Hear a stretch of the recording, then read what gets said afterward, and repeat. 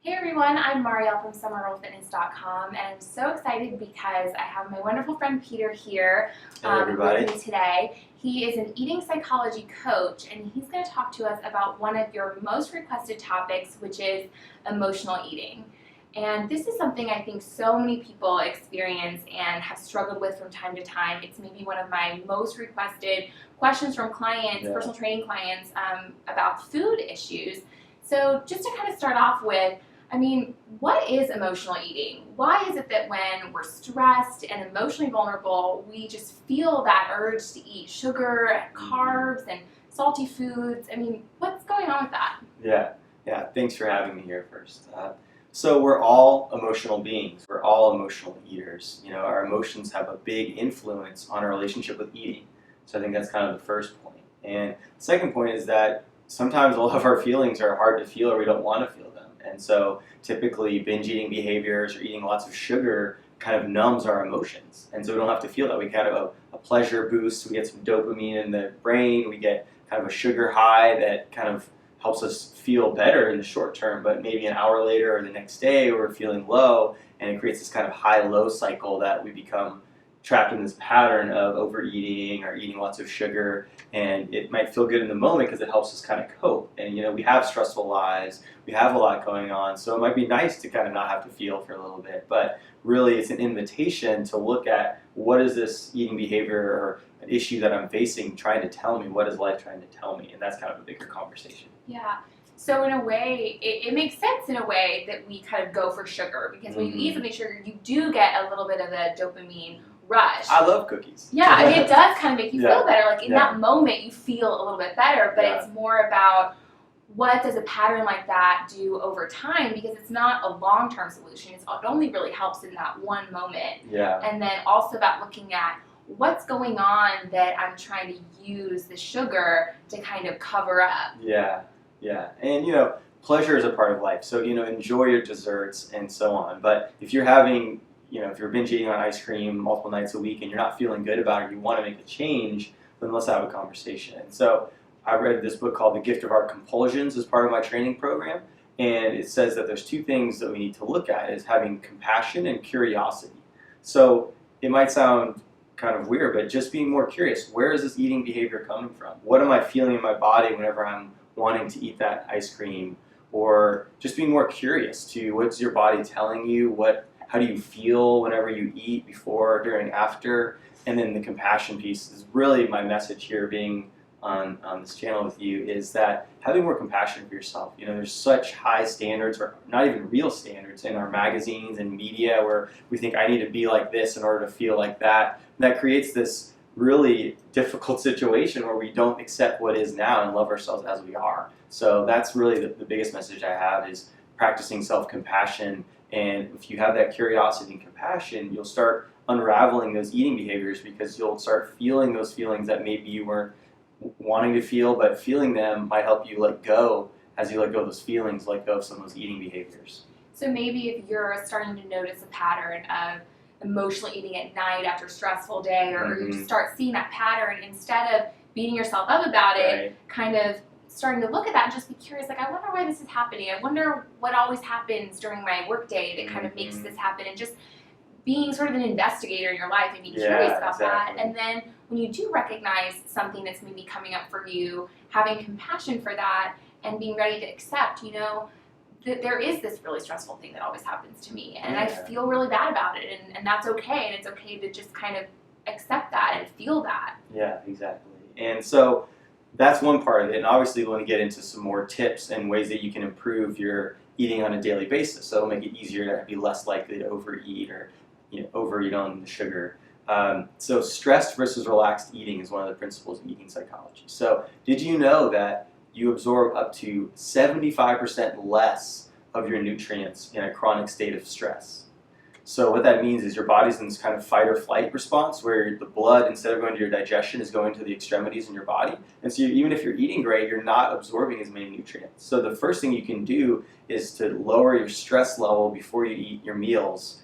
And there's a lot of easy ways to do that. Just a few deep breaths before your meal, saying like a blessing or a prayer, creates this ritual of relaxing into the meal, and that will actually help your body absorb more nutrients. So it's not just about what you're eating or how much you're eating, but it's actually about how you're feeling when you're eating and what your body's doing when you're eating. Yeah, exactly. So interesting. Yeah, and so hand in hand with that is slowing down while you're eating. And not everyone wants to hear this. You know, a lot of people are fasting, especially guys, who are just, and so slowing down, chewing your food, you're going to absorb more nutrients that way. And your body is wise. Your body is always wanting to tell you something. So learning that curiosity and compassion to listen to your body. And when you slow down, your body say, hey, I'm full earlier on, and you'll be able to listen to that. But if you're eating really quickly, you might not notice that full signal, and then you'll tend to overeat.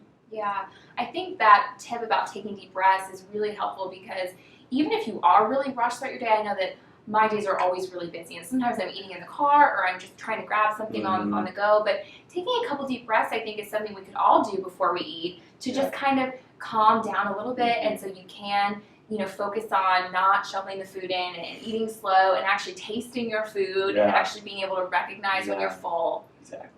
And another element of just that relaxation response that you get from slowing down and reducing that stress is eating with friends. You know, eating with a loved one, you typically are laughing, you're having fun together, and whether you notice or not, you're actually getting your body in a better state to absorb that food. So, you know, again, life is about enjoying ourselves, and so having that pleasure through, you know, companionship instead of needing your food to give you that pleasure, like that sugar high. So another principle I wanted to share is getting in rhythm with your biocircadian rhythm. So it's really ideal to eat about the same time each day.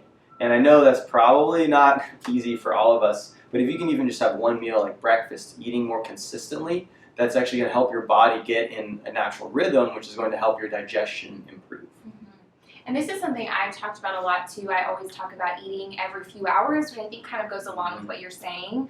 But instead of eating, you know, big meals, maybe 2 big meals, but really eating throughout the day more on that schedule and really trying to eat, you know, good healthy snacks, getting in protein that's going to keep you full throughout the day so you're not starving by the end of it and then wanting like a huge meal that you might overeat. Yeah, exactly. Again, you know, listening to your body. If your body's hungry every few hours, you don't want to do a big meal and then 5-6 hours later, because then you're more likely to overeat or get into unhealthy eating habits. And so that leads us to the next principle, which is getting a good macronutrient balance. So getting enough protein, fats, and carbs on a daily basis will make you less likely to overeat and emotionally eat.